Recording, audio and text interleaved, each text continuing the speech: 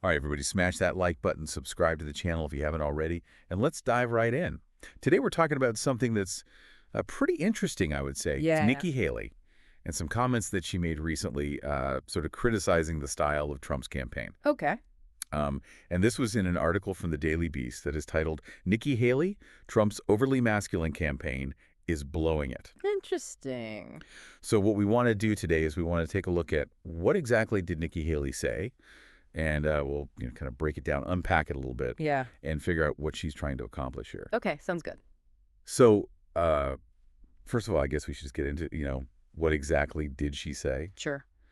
And the gist of it is that she's worried that this overly masculine style that the Trump campaign is, sort of putting forward Right. is going to alienate women voters. Okay. Now, of course, Nikki Haley herself is a woman, so maybe she kind of has a little bit of special insight into what women voters want to see or don't want to see. Possibly. Yeah, and this is interesting because, Right. of course, Nikki Haley is a known Trump ally. Right. So to see her, publicly kind of criticizing the campaign, I Yeah. think is notable. Yeah. And it's the tone that she seems to be taking issue with, specifically the impact it's having on women voters. Exactly. And so, the article kind of points out a couple of different examples Okay. of this sort of thing in action. And one of them is that there was this Trump-affiliated PAFI that was using some pretty colorful language, let's say, to attack Kamala Harris. Right. And, there's also this Trump rally where some of the speakers were using some rhetoric that some people might consider a little bit questionable. Okay. Yeah, so kind of like a pattern of behavior. Exactly. And Haley is saying, Yeah. Essentially that this is turning off women voters. So is she really just concerned about Trump's electability, or do you think there's something more strategic going on here? Right. That's the big question, isn't it? Yeah. Because, she's still polling pretty well among Republicans. She is. Yeah, No. she is. So is this just, it's possible that she really is just concerned about Trump's electability. It's possible. But then again, it's also possible that she is trying to position herself for something down the road. Right. And by speaking out now, she takes a risk. She could alienate some of Trump's base. For sure. But this could also be a way to appeal to those more moderate voters who maybe aren't thrilled with the direction of the campaign. Yeah. So it's a real gamble. Yeah, it's interesting. And one of the things that she said that I thought was really interesting was this comment about bromance and masculinity in politics.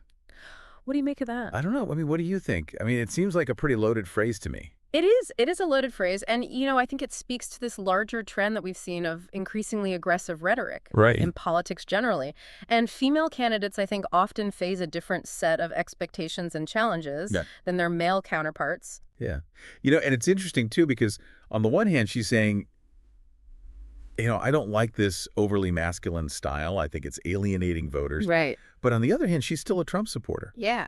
She even said that she would campaign for him if he asked her to. It's almost like she's trying to have it both ways. Right. Thread the needle here. Yeah. So does that make her critique more credible, do you think, because she's coming from, a place of support? It's hard to say. Or does it make it seem less genuine? It's a really complex situation. I think she's walking a tightrope trying to appeal to these moderate voters without completely alienating Trump's base. Whether this strategy is going to work in the long run, who knows? Yeah. Only time will tell. So I guess let's just sort of zoom out a little bit.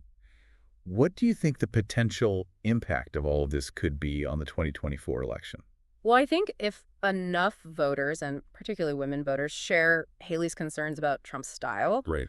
this could definitely hurt his chances. Right. Yeah. Is this going to be a turning point in the campaign, or is Trump just going to double down? Yeah, that's the big question. Who knows? It's fascinating. It's going to be really interesting to see how this all plays out. Yeah, for sure. One thing is certain, though, is that Nikki Haley has certainly kind of shaken things up a little bit. Yeah, she's made things a little bit more interesting. So what all of you think about this? Yeah. Let us know in the comments below. And don't forget to like and subscribe for more deep dives. Until next time.